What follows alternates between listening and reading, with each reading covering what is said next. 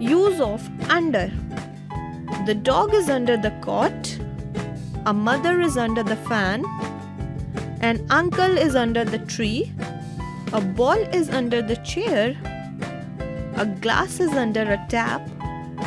A bag is under the desk. Let's practice.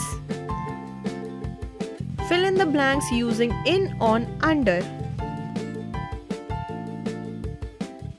The cup is on the plate. The girl is in the car.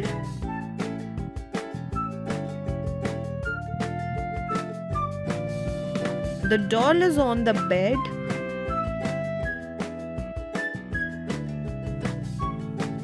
The pup is under the table.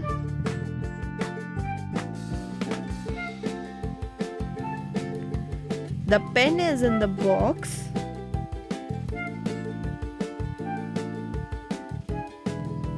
The rope is on the bed. If you enjoyed the video, please like and share it with your friends. Do not forget to click the bell icon to subscribe for more such fun learning videos.